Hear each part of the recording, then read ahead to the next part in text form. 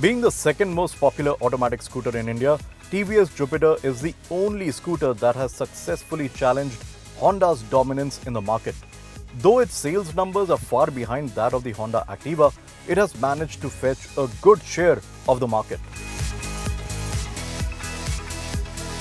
Now, looking at the increasing sales figures of the 125cc version of the Activa, along with some other higher capacity scooters in 2021, TVS has also introduced a 125cc version of the Jupiter. You will wonder why the Jupiter 125 exists when the NTORQ 125 is already doing well in the market. Well, the NTORQ is a sportier offering targeting young buyers who want an exciting ride experience.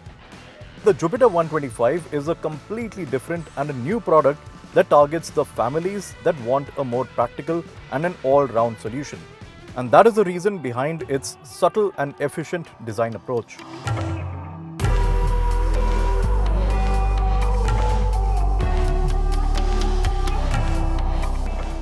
The first thing that you will probably notice is the Jupiter 125's long seat, which is about 65 millimeters longer than the standard Jupiter, and that comes without any compromise in the floorboard area. But the most impressive design feat is under the seat, the storage compartment. It is the largest in its segment and can accommodate 2 full-face helmets.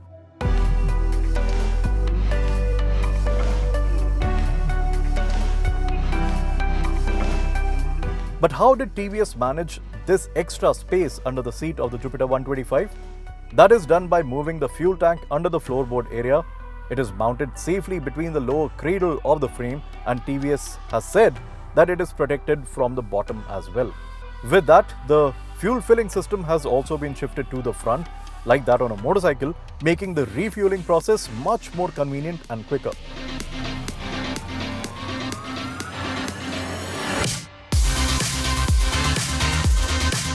Another good feature is a USB charging port at the front with a 2-liter glove box to store your phone while charging it on the go, which is again a very thoughtful design.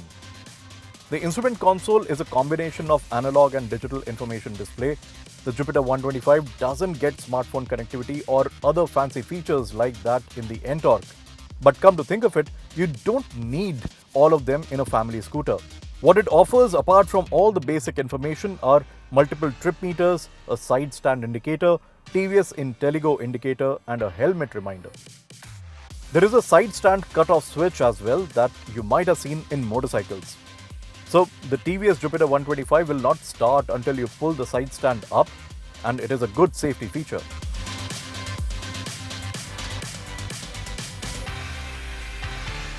IntelliGo is the simple idle start-stop system that cuts down the supply when the scooter is in idle mode, and it can be started again with just a twist of the throttle, an easy way to save fuel on traffic signals.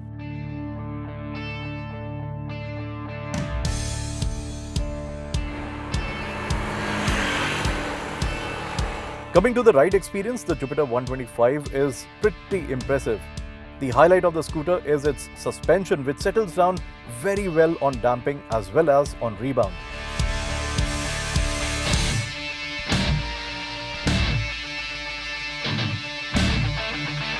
There is a telescopic fork up front, and at the rear it has a gas-charged shock absorber with an external reservoir and 3-step preload adjustability. Braking is also decent.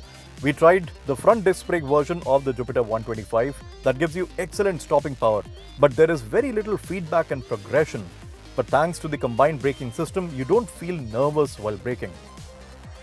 The beautiful 12-inch alloy wheels of the Jupiter 125 come wrapped in TVS tires, which are definitely not the best in the business. They lack the ability to provide both the grip and the feedback from the road. But thankfully, tires are something that you can get changed anytime. And now, the heart of the matter. The Jupiter 125 gets a 124.8cc engine, exactly what the NTORQ and the Raider have. It performs well and is quite refined. But it doesn't feel as fast as the NTORQ in acceleration, and even the top speed is lesser than that of the NTORQ.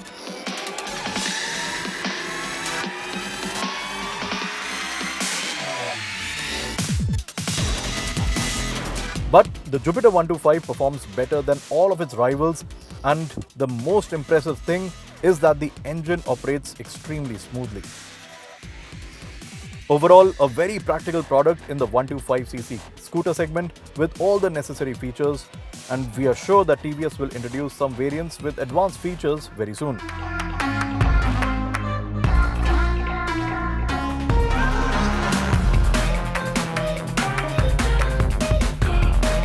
For now, the starting price of the base drum brake variant is 73,400 Indian rupees.